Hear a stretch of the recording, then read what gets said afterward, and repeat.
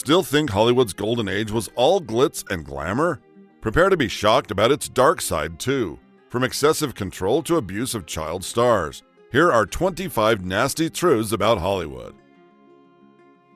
Number 25. You can only say yes to a role. One luxury that actors didn't have back in the day, having a say in the trajectories of their careers. In fact, something as simple as saying no to a role was almost unheard of. Under the prominent studio system in Hollywood's golden age, actors had very limited ability to say no to roles offered by their studios. It was less that they couldn't do it, and more that it was a risky business with severe consequences. Stars were bound by long-term exclusive contracts, which typically included hidden clauses that made room for typecasting. Refusing roles meant costly and time-consuming legal disputes, as well as the possibility of getting blacklisted. Was it a risk many were willing to take? Sadly, no. Number 24. There were no secrets in Hollywood. Not a lot of people realized that big money was at stake during Hollywood's golden era. It is for this reason that studio executives maintained tight control over their productions. Ensuring efficiency and productivity was the utmost priority. Sadly, this meant that the studios would resort to extensive surveillance, including the hiring of spies just to monitor the behavior of their biggest stars. These spies often posed as regular staff members, such as janitors, drivers, or catering waiters. In fact, it was nearly impossible for celebrities to suspect they were being watched around the clock. In some of the most invasive cases, even trusted individuals like personal assistants were employed to spy on the stars they worked closely with. One notable case is that of Judy Garland and her personal assistant Betty Asher. Asher provided weekly reports of whom Garland was spending time with, her eating habits, and her activities outside the set of MGM. As the story goes, Garland eventually discovers Asher's ulterior role, and she was said to be deeply hurt and devastated by it. Now, if you think it's just the actors who face this kind of scrutiny, you might want to think again. Hollywood was a massive industry, so studio bosses went to great lengths to oversee every aspect of their productions. Movie directors, line producers, production assistants, script clerks, even sound and picture staff were not left out. Special staff were assigned to keep a watchful eye on the various production employees. Number 23. Lavender weddings. Ever heard of the term lavender weddings? This phenomenon was used during the golden age of Hollywood to highlight an arranged marriage between gay or lesbian actors and heterosexual partners. These heterosexual partners were often other actors, and the marriages were set up to be mutually beneficial. Lavender weddings not only concealed their true sexual orientations, but also maintained their public image as they adhered to societal norms. Imagine a dashing Hollywood actor who finds himself single past a certain age. Don't forget to throw in the stigma attached to homosexuality at the time. So, to keep the gay rumors away, the studios would arrange marriages between gay or lesbian actors and heterosexual partners to present a facade of normalcy. A classic example would be Rock Hudson's marriage to his agent secretary, Phyllis Gates. Then there was Casey Grant and Randolph Scott. Both men had multiple marriages of their own, but many still believed that they were just attempts to mask their homosexual relationship. You don't want me to go? No. No, I don't want you to go to the police. There were other people. Why should you be the only one involved? But I am involved. Number 22. Cursed films. Familiar with the notion of certain films being cursed? It often arises from a series of tragic or mysterious events that surround the production and release of a film. Classic films like The Misfits and Rebel Without a Cause have since earned this reputation. First, let's look at the 1955 film Rebel Without a Cause. Starring James Dean, Natalie Wood, Sal Mineo, there would be subsequent tragic events and misfortunes that would be tied to it. Dean died in a car accident just before the release of the film. Mineo, on the other hand, was murdered in 1976, stabbed to death in an alleyway behind his apartment. Natalie Wood eventually died under mysterious circumstances later in 1981, drowning off the coast of Santa Catalina Island. Then there's The Misfits. This 1961 film starred Marilyn Monroe, Clark Gable, and Montgomery Clift. While filming, Monroe struggled with severe emotional and physical health issues. Her dependence on drugs and alcohol worsened, and she was even hospitalized for exhaustion. All this only to die of a drug overdose a year after the film's release. Even before this time, Gable suffered a heart attack and died a few days after they wrapped up filming. As for Clift, he survived a near-fatal car accident that left him physically and emotionally scarred. They may seem like coincidental tragedies, but is it the convergence of these tragedies, coupled with the film's somber themes and the bleak atmosphere on set, that contribute to their reputations as a cursed film? Sadly, there's a long line of cursed films. It's snowing! No, it isn't. Yes, it is! Oh, maybe that'll help. Number 21. Creation of fake snow. While film productions have shifted to safer alternatives when it comes to the creation of fake snow, the same could not have been said of old Hollywood. Back in the day, they employed several dangerous methods to create realistic snow effects for shooting scenes. They basically prioritized visual impact over safety. You would be shocked to learn about these hazardous materials and the methods used. Worst of all was asbestos. Due to its fluffy and white appearance that mimicked real snow effectively, it was commonly used in films from the 1930s to the 1950s. We have The Wizard of Oz in 1939 and It's a Wonderful Life in 1946, just to name a few, of course. They didn't know it then, but asbestos is well known for its severe health risks. Inhalation of asbestos fibers can lead to serious diseases such as mesothelioma, lung cancer, and so many more lung-related diseases. Thankfully, modern film productions have shifted to safer alternatives, such as biodegradable paper, plastic snow, and digital effects. Number 20. The perfect slim figure. In this era of body positivity, it's almost hard to imagine that there was a time when maintaining a slim and attractive figure was crucial for leading ladies. Studios strictly forbade weight gain, so much so that there were clauses in contracts that prohibited actresses from putting on extra pounds. New talents were rigorously scrutinized by studio executives and sometimes subjected to examinations alongside dietitians, and it wasn't even a secret. These high expectations were out there for all to know, and there wasn't anything that could be done about it. We mean MGM executive Louis B. Mayer got away with calling Judy Garland a fat little pig with pigtails, and Greta Garbo was allegedly told by a producer that American audiences don't like fat women. Even Marilyn Monroe felt the pressure to stay slim, as she openly admitted to spending at least 10 minutes each morning working out with light dumbbells. Number 19. Mysterious deaths. While the Golden Age will always be remembered for its glamour and star power, it's hard to completely shake off the countless mysterious and untimely deaths of its actors. And the more you go over these notable cases, you begin to pick up on several common factors that may have contributed to these tragedies. First culprit on the list would be the widespread use of alcohol and drugs. From the pressures of fame to the demanding schedules and the culture of the industry, the rate of substance abuse among stars was alarmingly high. Many actors relied on prescription medications to cope with stress, insomnia, and physical pain. Stars like Judy Garland and Marilyn Monroe were victims of this. The lack of support for mental health issues at the time led to additional pressure and isolation for some stars. When stars fell into depression or anxiety, they bottled those concerns because they had a perfect image to maintain. Lupe Velez was so depressed that she took her own life in 1944.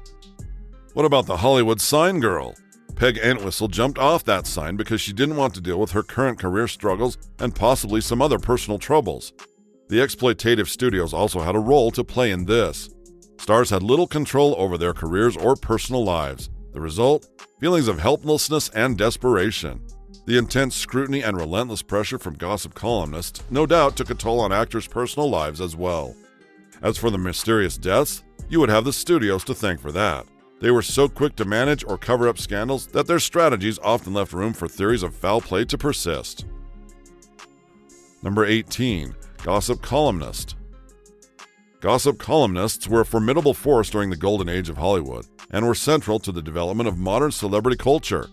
They not only wielded considerable power, they also leveraged that power to shape public perceptions and influence the careers of actors and the workings of the studios. Gossip columnists like Hedda Hopper and Luella Parsons specialized in revealing the personal lives of Hollywood stars. From their romantic entanglements to feuds and scandals, nothing was off limits. Interestingly, they relied on a network of informants, including studio insiders, publicists, and even other actors, to gather juicy tidbits. Still, dubious tactics like spying, blackmail, and bribery to obtain information were not off the table.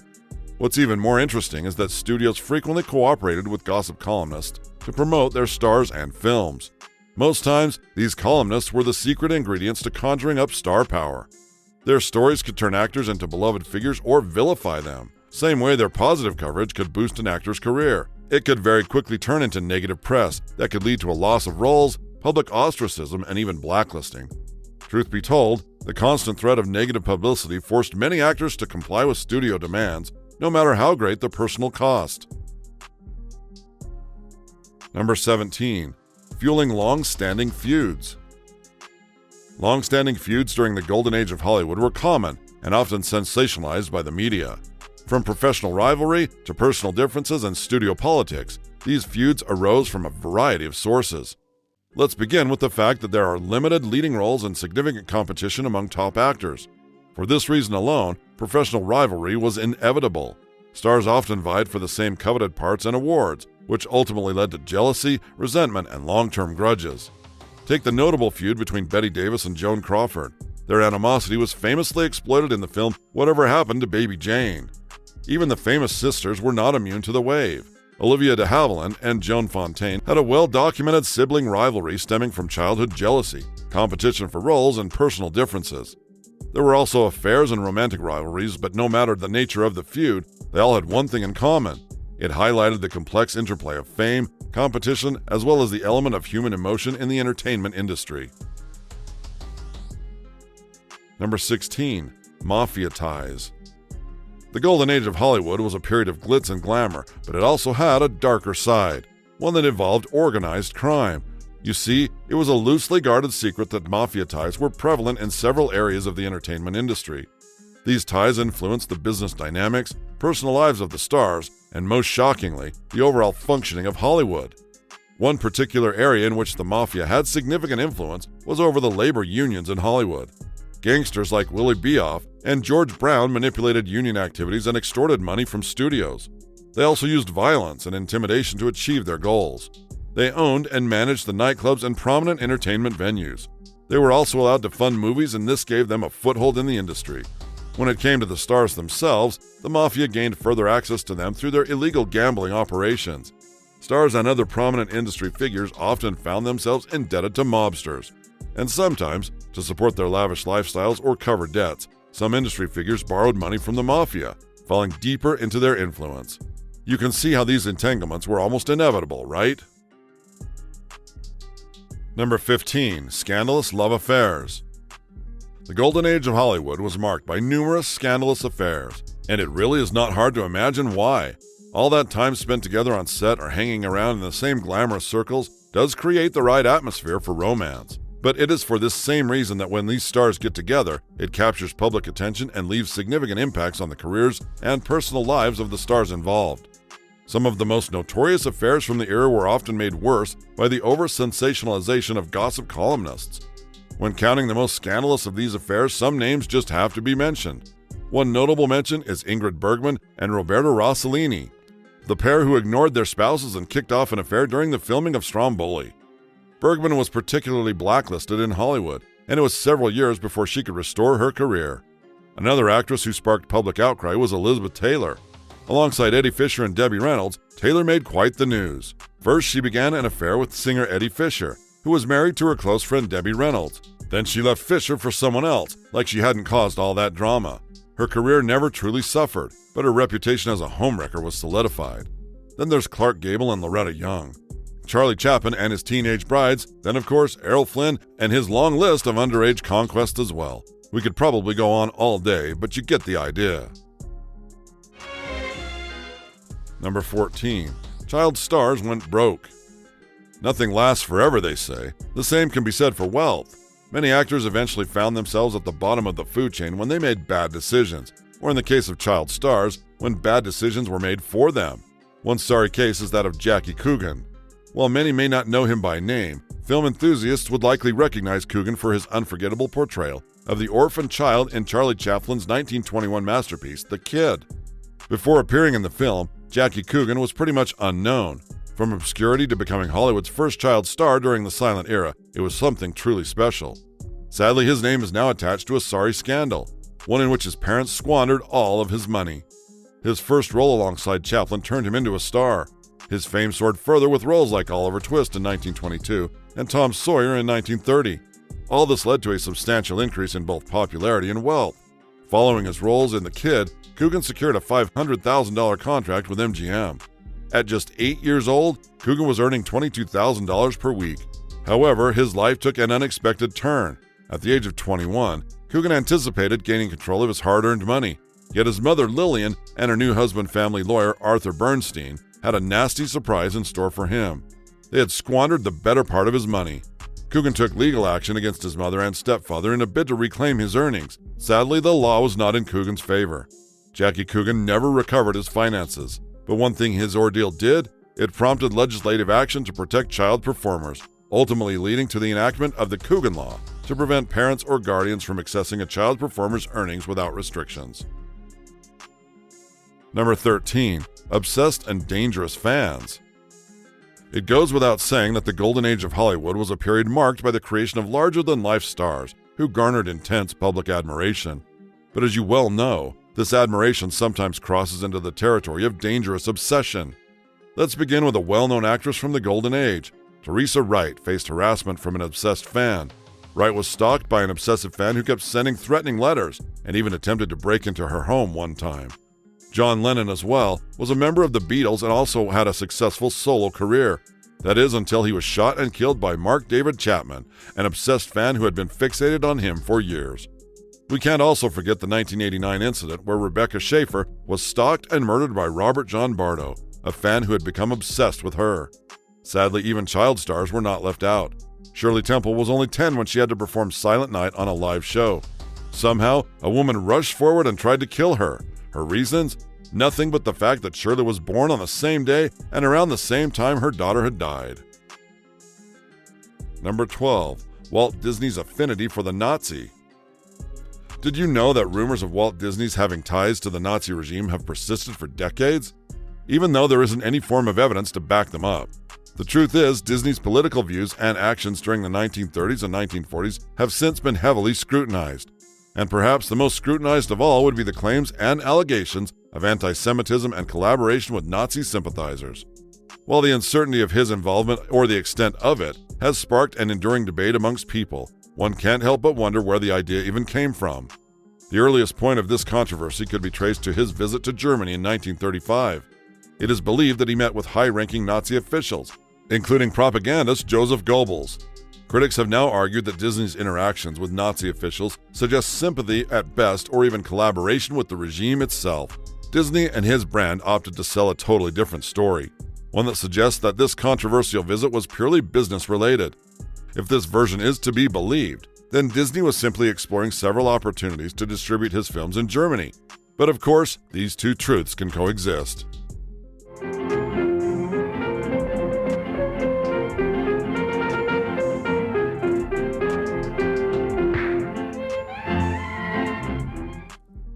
Number 11. Shirley Temple and the Black Box. Ever heard of the phenomenon of the Hollywood black box? If you have, then you know just one of the many dark and often troubling aspects of Hollywood, particularly how it deals with child stars. But if you don't, count yourself as one of the lucky ones. Only now will you learn of this hidden and darker reality of the industry. This particular tale takes us to the lives of child stars like Shirley Temple. It goes without saying that child stars often faced rigorous schedules and extreme pressure to perform. This, of course, easily translated to exploitation. Shirley Temple, for instance, was reportedly subjected to long working hours. Sometimes this meant up to 72 hours a week. As you can imagine, this is far beyond what is considered healthy or legal for a child today. Working overtime certainly had detrimental effects on their physical and mental well-being. But do you think they cared about any of this? Well, as the story goes, this is where the black box came in. It is said that some directors had a 6-foot, soundproof black box that contained a block of ice.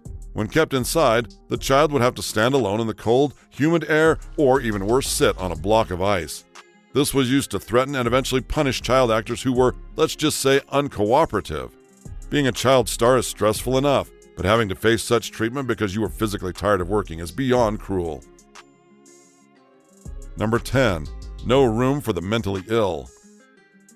Even now, mental illness is a complicated issue that is yet to be fully understood. So you can just imagine that there was no room for the mentally ill in most institutions or industries back then. That said, old Hollywood's tolerance for mentally ill actors was notoriously low. The industry's intense pressure for perfection and profitability was hard enough for the stable ones. How much more for those who exhibited signs of mental illness?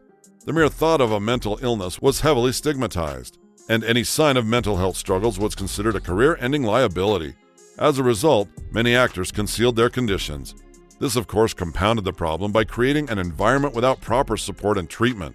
And for those who spoke up about their mental health issues, they were often forced to keep their conditions hidden or risk being blacklisted.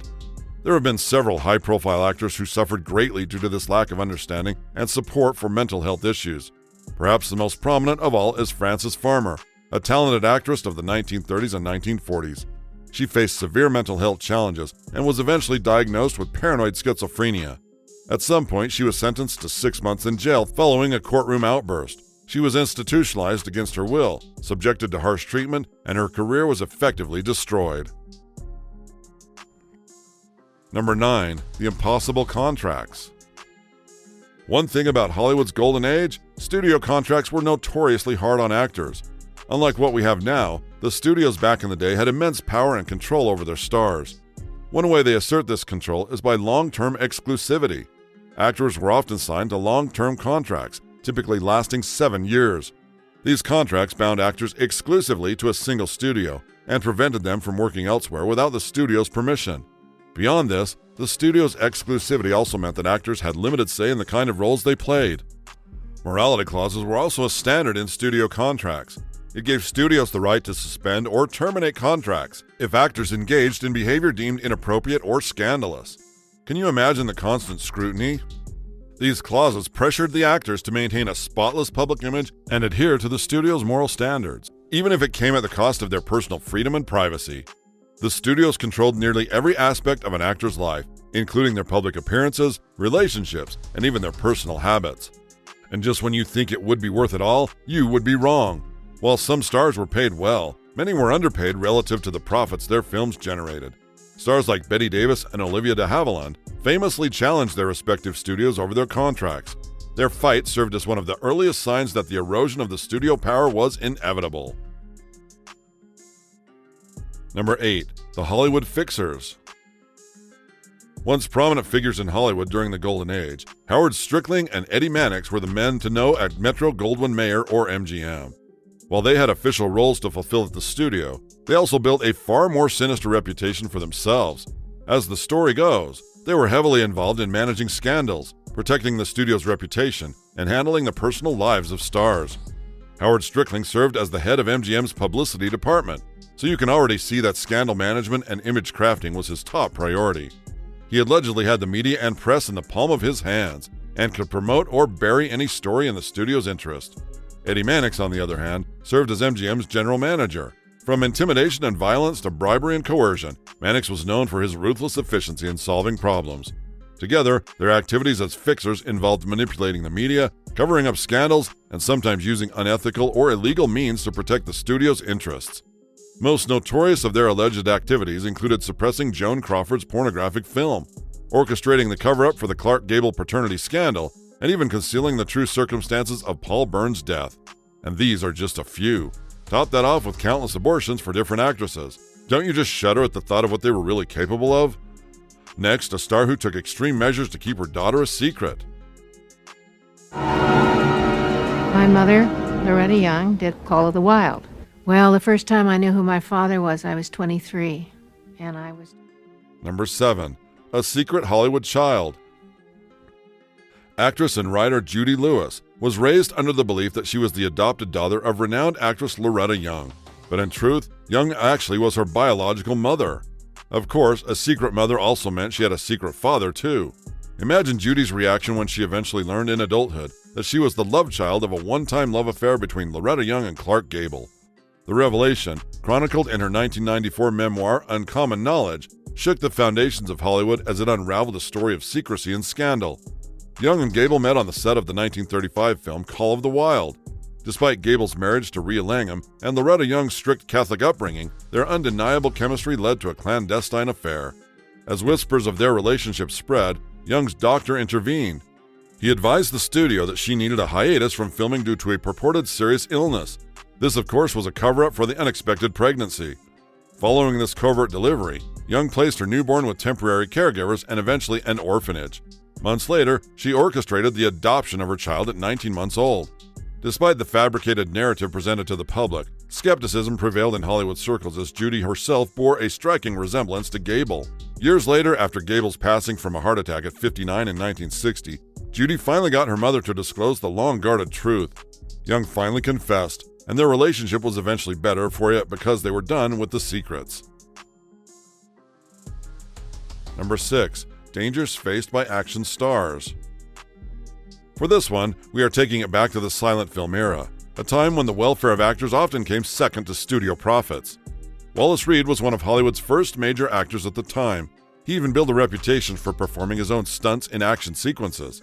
Sadly, his once promising career experienced a tragic downfall following a severe accident on the set of a 1919 film titled The Valley of Giants. While recovering from the accident, he soon fell under an addiction to painkillers that ultimately led to his premature death later in 1923. If you made it this far, do hit the subscribe button and turn on the notification bell so you don't miss any updates from us. Moving on to Number 5. The diet culture. Yes, a tale as old as time. Golden Age stars like Judy Garland and Mario Lanza soon fell prey to the diet culture of old Hollywood. Characterized by extreme practices and stringent beauty standards, the pressure was to maintain a certain physique befitting a star. Since the film industry placed a high premium on physical appearance, old Hollywood was known for its endorsement of extreme dieting and fad diets.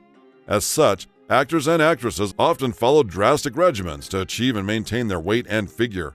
Stars were forced to incorporate grapefruit with every meal, based on the belief that it had a fat-burning property.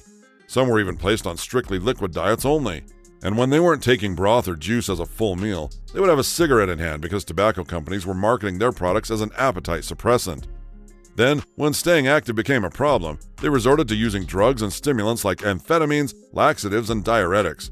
Top that off with intense physical training or hours of dance practice, the whole thing was a menace. Put your hands up, you lopsided bag of hay. Now that's getting personal, Lion. Yes, get up and teach him a lesson. But what's wrong with... Number 4. Toxic costumes and makeup. We imagine that creating a magical world back in the 1930s must have been a challenge, so it really is unsurprising that toxic materials were used as makeup and costumes. That said, one film particularly notorious for the use of toxic materials is The Wizard of Oz. The 1935 film is infamous for its hazardous components, as well as the severe health issues that it cost the cast members. Let's begin with the Tin Man. The role was first portrayed by Buddy Ebsen. To give his skin that metallic sheen, he wore makeup that included pure aluminum powder. Ebsen had a severe allergic reaction to the aluminum powder and was eventually hospitalized in critical condition. The reaction was so severe that he had to be replaced by Jack Haley. This time, they made use of an aluminum paste to mitigate the inhalation risks. However, Haley still suffered from discomfort and an eye infection.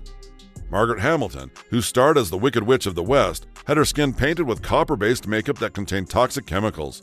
During a special effects scene, Hamilton was severely burned and was left with second-degree burns on her face and third-degree burns on her hand. Ray Bolger, who played the Scarecrow, was left with permanent facial lines and indentations due to the rubber mask and spirit gum used to achieve the iconic look. The Cowardly Lion had his fair share of woes as well. The costume was made of real lion fur, and his makeup included a prosthetic mask that was glued to his face. The heavy costume, combined with hot studio lights, caused extreme discomfort and overheating. The more you think about it, the more it starts to look like a horror story. Number 3. Loyalty to the studios. It goes without saying that the studio system was a highly structured and powerful entity that controlled almost every aspect of an actor's career. Actors had to stay loyal to their studios, but oftentimes loyalty was not given for the sake of it. For many, they were most likely trapped by the exclusive agreements and strict terms of the contract system. The actors also had to depend on the studios for regular payments, bonuses, and other perks of their jobs.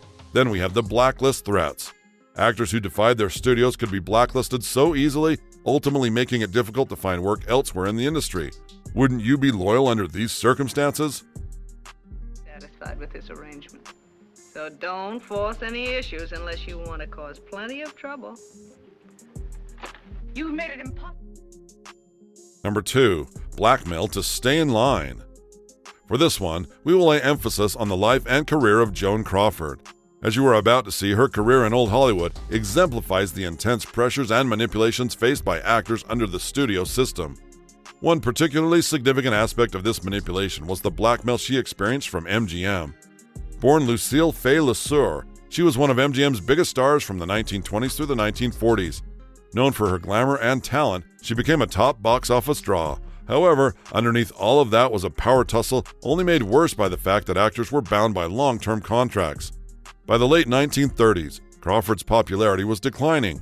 MGM allegedly also threatened to expose Crawford's past indiscretions and personal scandals if she did not comply with their demands. This included accepting roles she did not want, reducing her salary, or adhering to the studio's stringent expectations. By the time she bought out her contract with MGM in 1943, she had signed with Warner Brothers and experienced a career resurgence. Sadly, Crawford was one of many. Several actors, especially women, faced similar threats and manipulations. The studio's ability to control personal and professional lives through blackmail and coercion was a common practice. The constant pressure to maintain a perfect image and the fear of exposure created a toxic environment. Many stars, like Crawford, suffered significant mental and emotional distress as a result. Crawford's later success and willingness to speak out about her experiences contributed to the gradual erosion of the studio's power system. Come to Paris from her home in Oslo. At the house of some friends, she met a man about whom she had heard her whole life. A very great and courageous man. Number 1. Defying the odds. In an era where the studios reigned supreme and public perception meant everything, very few stars dared to follow their hearts, and that is why stars like Ingrid Bergman stand out from the rest. At a time when the notion of two prominent individuals from contrasting backgrounds being romantically involved was deemed taboo, Bergman fell into a public romance with Italian director Roberto Rossellini. Never mind that they were both already married with children. Ignoring the media scrutiny and criticism, they divorced their respective spouses and married each other. Despite condemnation, they continued to work together on numerous film projects. Yet she faced her fair share of scrutiny, but somehow her career continued to thrive and endured through the years. Shocked by any of these? Do share your thoughts in the comments. If you enjoyed this video, don't forget to hit the like button. You also can't miss the next video on your screen.